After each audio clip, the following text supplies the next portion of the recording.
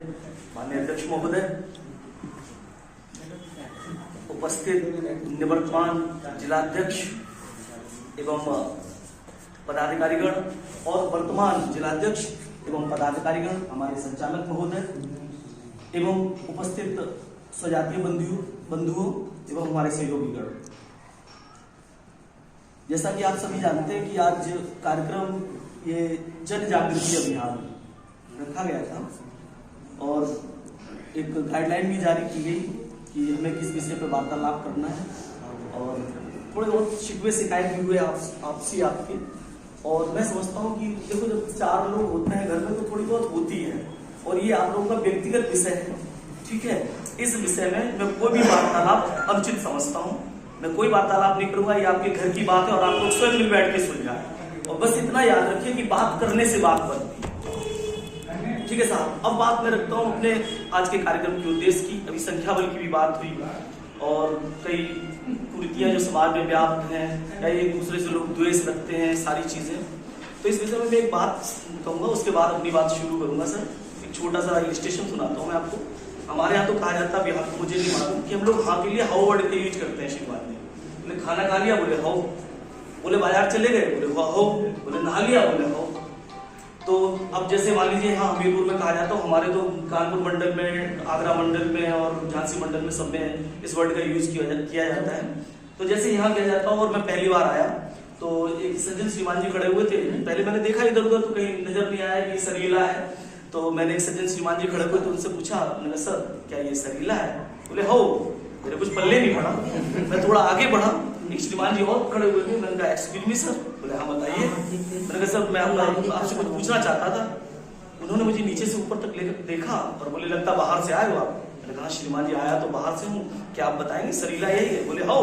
मेरे फिर कुछ पल्ले नहीं पड़ा। मैं आगे गया तो मैंने देखा एक खादी लगभग कुर्ता धोती पहने हुए सज्जन से प्रतीत होने वाले, प्रतिष्ठित से प्रतीत होने वाले एक व्यक्ति बैठे हुए हैं और उनके पास में पुलिस पिकेट खड़ी हुई है, 4 पुलिस कांस्टेबल, एक SI सब इंस्पेक्टर पुलिस। तो मैंने सोचा ये तो सज्जन व्यक्ति है, अवश्य मेरी शंका का समाधान करेगा, मेरे प्रश्न का उत्तर देगा। तो मैं उनके पास गया, मैंने कहा excuse me sir, could you spare a few moments for me? Will you please permit me to speak? मैं आपका कुछ समय लेना चाहता हूँ, क्या आप मुझे बोलने की अनुमति देंगे? बोले ऑफ कोर्स। वैसे पूछिए क्या पूछना है? मैंने सर सिर्फ ये बताइए कि सरीला यही है? बोले हाँ बिल्कुल बेशक यही है, नो डाउट। मैंने सर माय गॉड, मैं घंटे से परेशान हूँ, जिससे पूछता हूँ वही कह देता हूँ, जिससे पूछता हूँ वही कह देता हूँ। बोले अच्छा लोगों ने आपसे ऐसे कहा? जी सर। लिखियो तब ना। मैंने कहा सर आप पढ़े लिखे हो? बोले हो। मैं नहीं समझता कि यहाँ उपस्थित कोई भी व्यक्ति छोटी छोटी बातों को ना समझता हो या कोई नई बात नहीं की गई जिसपे हम आपस में वार्तालाप करें या वाद विवाद करें या विद्वेष पैदा करें। ऐसी कोई नई बात नहीं कही गई। ये सब बातें बहुत पुरानी है, बार बार हम इकट्ठे होते हैं, यही सब बात करते हैं और इनसे आगे नहीं बढ़ पाते। देखिए हम नहीं जानते कि हमें संगठित रहना चाहिए,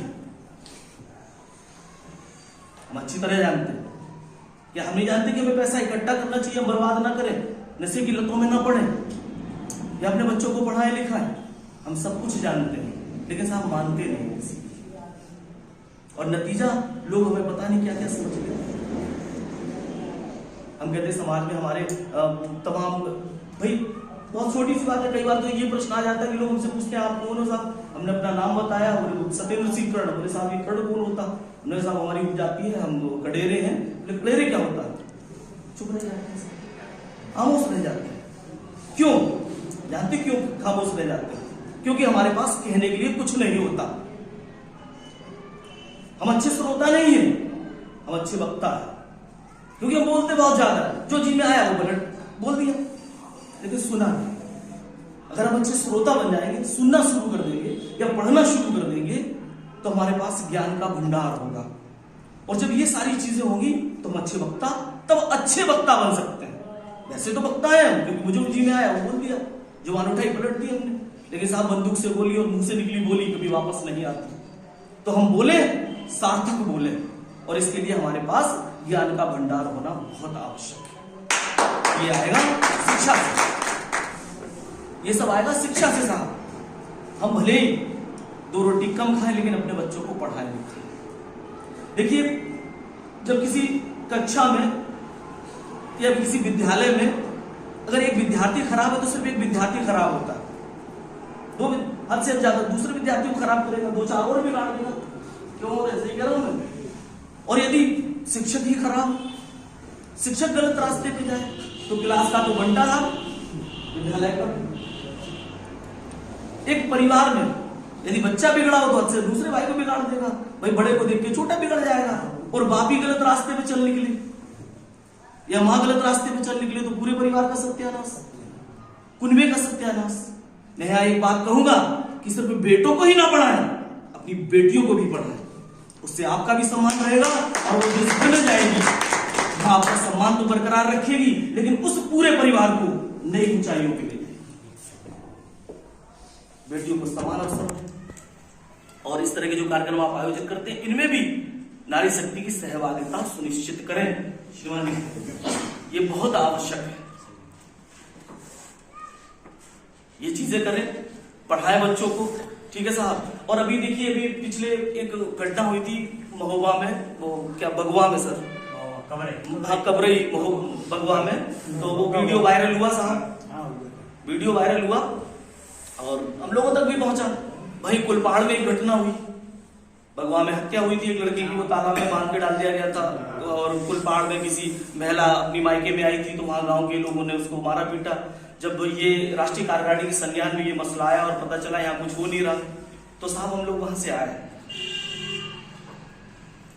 हम महोबा के समाजवादी पार्टी के जिलाध्यक्ष प्राण सिंह यादव को लेके पीड़ित परिवार के घर पहुंचे, सांत्वना हुई थी और जो मुआवजा वगैरह जो दिलवाना था उसके संबंधित डीएम को संबोधित ज्ञापन हमने कलेक्ट्रेट में डीएम साहब की अनुपस्थिति में, कलेक्टर साहब की अनुपस्थिति में, जिलाधिकारी महोदय की अनुपस्थिति में हमने तहसीलदार साहब को सौंपा।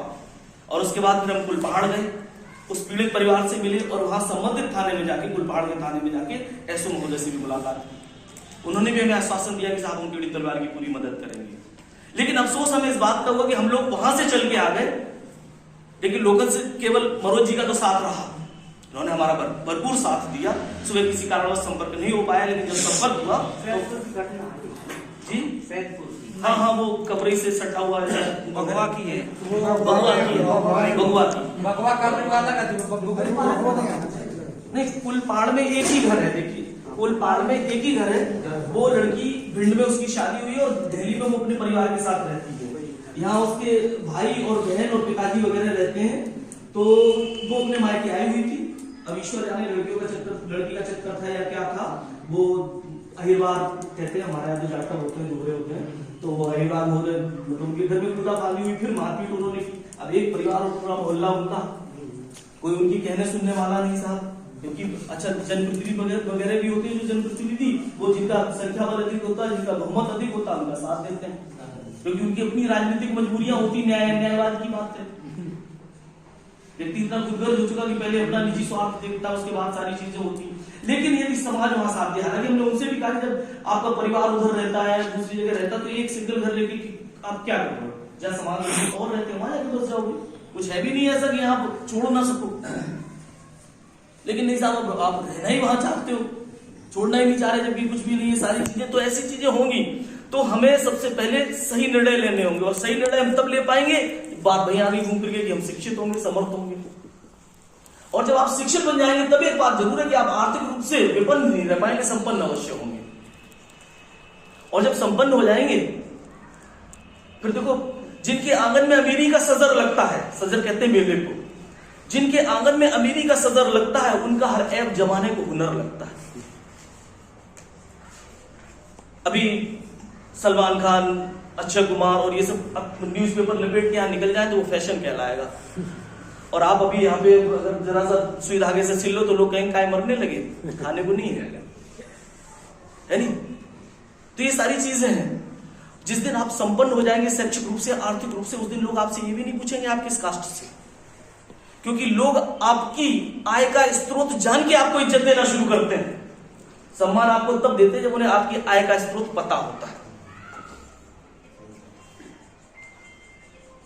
भाई आप बताइए, एक छोटी सी बात है, यहाँ कोई वाल्मीकि जमादार यहाँ का कलेक्टर बन के आ जाए तो क्या आप जाके उसके पैर नहीं छूओगे, नमस्कार नहीं करोगे? सब करेंगे सब। लेकिन लोग हमें धुतकार देते, क्यों? क्योंकि ना तो हमें बात करने का सलीका है, ना अपनी बात रखने का सलीका है, और ना ही हमारे साथ कोई बैक सपोर्ट है। क्यों? क्योंकि हम अपनी मदद खुद नहीं कर पा रहे, दूसरे की मदद कैसे करेंगे? पड़ोसी पिटता हम देखते हैं, मतलब बाप पिटता बेटा देखता है, बेटा पिटता बाप देखता है।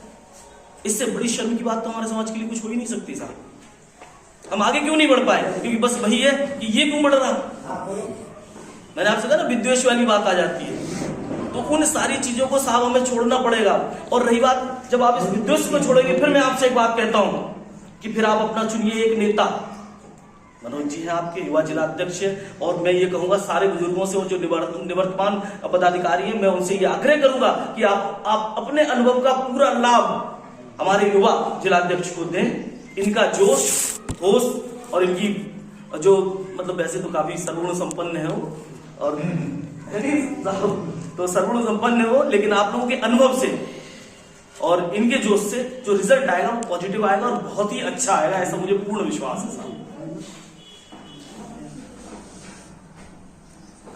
और